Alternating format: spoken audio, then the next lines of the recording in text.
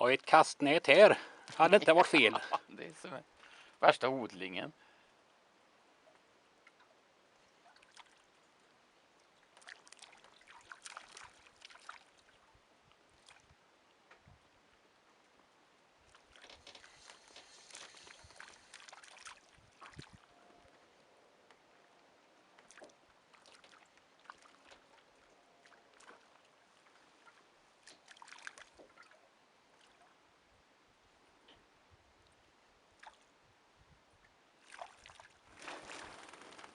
Man kan nästan tro att det är vimmans dag.